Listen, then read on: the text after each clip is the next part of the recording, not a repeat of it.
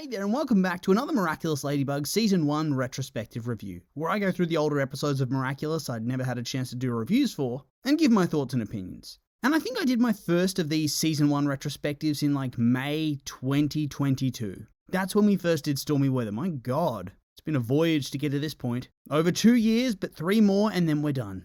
And then it's on to the huge host of episodes in Season 2 and then Season 3. My god. Anyway, next up we have Antibug, so let's get going, shall we? Okay, so this episode, it has one of the more unique openings we've seen over the course of Season 1. We start off following Chloe, which, whilst it's unusual to not start off following either Adrian or Marinette when the episode begins, it isn't that strange. We have seen it before. But what is strange is that we've already had an akumatization event happen off-screen. Chloe's doing some pretty stereotypical rich people things that we see in most cartoons that involve rich snobs. She's going through her wardrobe looking for something to wear, and disparaging it all because everything is so last season, or ugly, or insert issues here.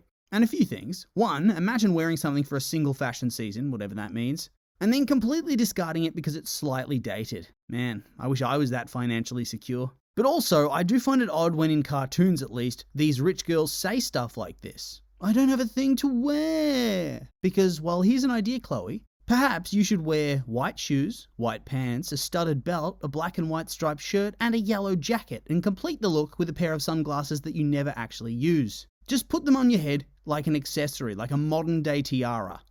Genius, smarty pants, genius! Honestly, at this point, if you're going to make your character say stuff like this, maybe they should actually have her wear different things for once, like a supposed fashionista would. This girl is an outfit repeater. Anyway, Chloe hears a smash and goes to investigate, only for her shoes to magically get stolen. Later, in class, she is tormented by a mysterious figure who tries to steal her stuff, pull her hair, and tosses pens at her. And once again, I gotta say, this teacher sucks ass. Like, how are you not noticing the pens magically flying across the room hitting this kid? Apparently only Marinette and Adrian are smart enough to clue it all together. And so in the midst of what I expect is a science test, they both claim they need to use the toilet, and off they go to transform. But not before Marinette notices mean graffiti about Chloe in the toilet, and chuckles about how it'll be hard to narrow down who the villain actually is, because Chloe's so terrible that she has so many enemies. Yeah, that's kind of true. And then there's a mass text to the class that is once again making fun of Chloe, and also the teacher receives this text. So does this mean that Sabrina has Ms. Mendeleev's phone number? Why?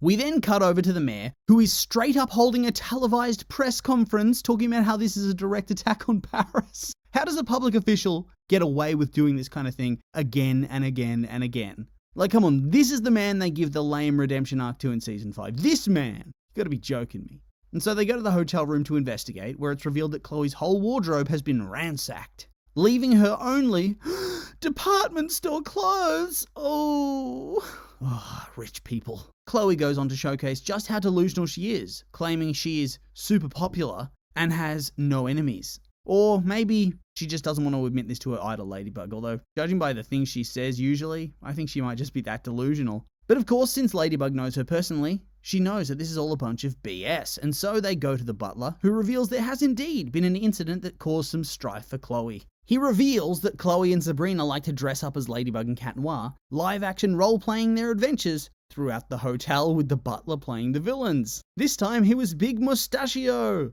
a villain who wants to give the people of Paris terrible mustaches. Also, imagine this getting out. This is social suicide. You would have to change schools. I mean, there's nothing wrong with this sort of thing. You know, nothing wrong with cosplay, roleplay, whatever you want. But, you know, let's be real. If it got out when you're at school, you'd get teased. And on top of that, they're paying someone to act these scenarios out with them. Yeah, nobody is going to forget that in a hurry. Also, imagine this being your actual job.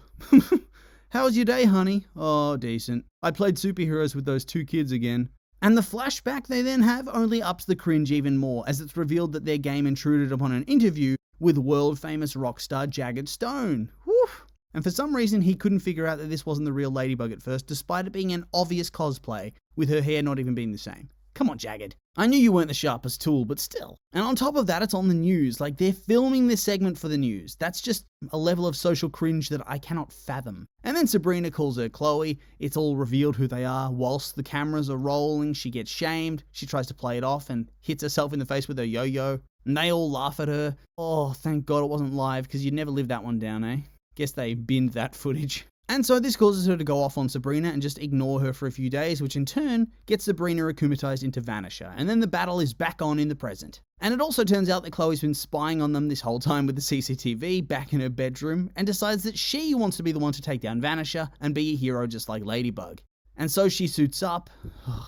She even has a secret compartment in her wardrobe that houses the costume, and she arrives, she gets in the way. And while she does end up being right about where the Akuma is, and Ladybug probably should have just been open to her suggestion in the first place, I do think Ladybug's also kind of in the right to yell at her here. She was completely getting in the way, so yeah. But then again, Ladybug did not seem to be acting that way because of Chloe putting herself in danger. If it was any other character doing what Chloe did, trying to help them, she'd probably listen and then get them out of harm's way and be firm in saying, oh, you gotta stay here.